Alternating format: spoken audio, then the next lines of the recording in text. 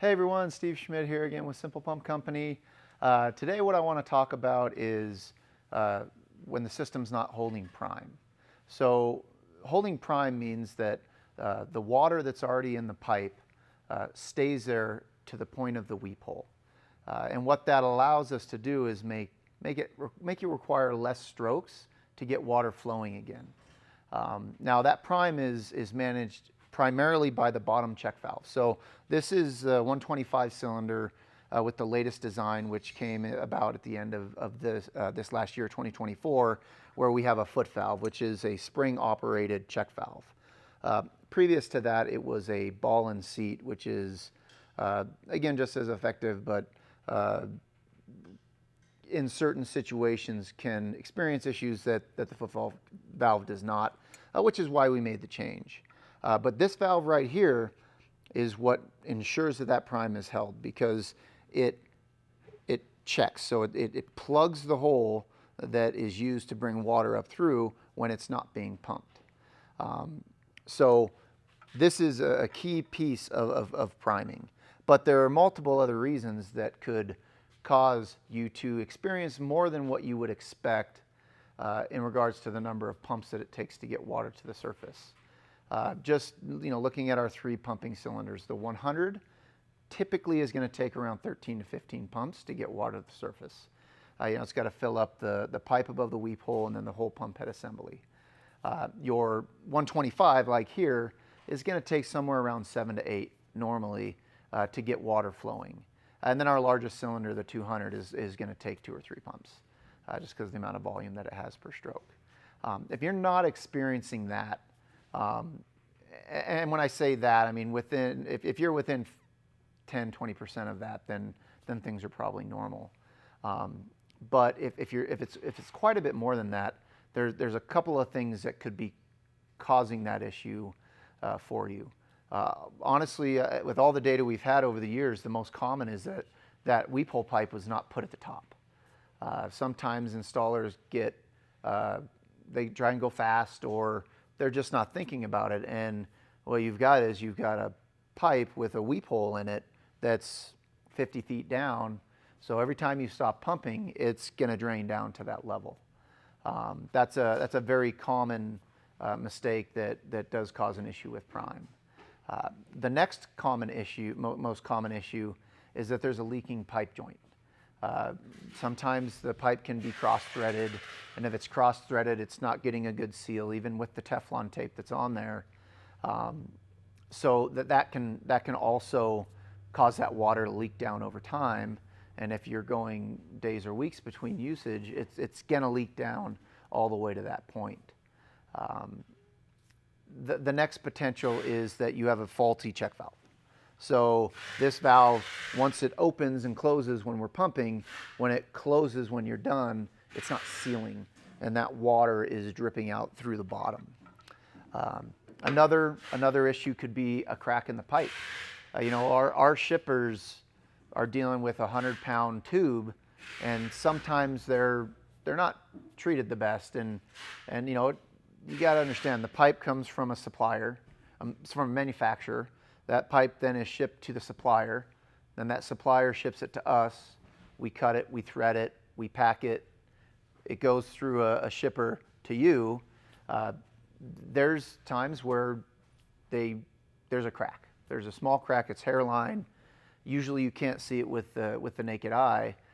And obviously that's going to also create a leak, which will cause that prime issue to happen. It's very much uncommon. I think I've seen it, I don't know, within every 5 years we see it maybe 2 or 3 times. So that's pretty unique.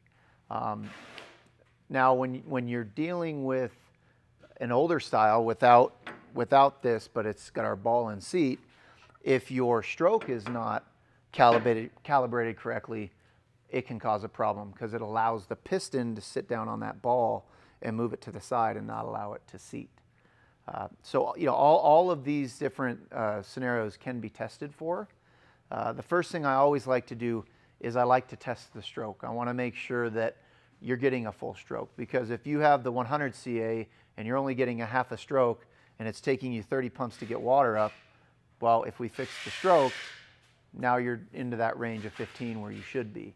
So that's really the first step that we like to take. And the best way to check that is when the pump handle is all the way up, you can mark a little spot on the rod that goes through the top right here, that goes through the top of the pump. Let me actually back up here and see if it's, you able to see that? So you would keep it up here, you would mark it, you would pull the handle all the way down, and you would mark it again.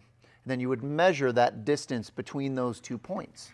And if you're getting about 9 3/4 inches or so, then you have a full stroke. So that's a good thing to first test. The other way to test is to get water flowing and then see how much you're getting per stroke. With the 100, you're going to get 4.5 ounces per stroke about. With the 125, you'll get about 8.5 ounces. And then with the 200, you're going to get around 20 ounces. So once you verify that you're getting the right amount of volume per stroke, and that verifies that your stroke is complete, then we go to the next test. You really want to figure out where is that leak going to, because if it's the check valve, this piece down here, it's going to go all the way down to the static water level, because the water's going to weep until it gets to where the pressure is equalized with the water in the well. If it's a leaky pipe joint, it's going to leak down to that joint, or if it's a crack, which is a similar scenario, it's going to leak down to that point. And what we do in those situations to further determine which issue it is we do a test where you get water flowing, you wait 24 hours, and then you do full strokes. This test only works if you do full strokes. Full stroke up and down, and you count how many strokes it takes to get water. You make a note of that. Then you wait, from that day, you wait 2 days. So let's say you got water flowing on Sunday. The first test is going to be on Monday.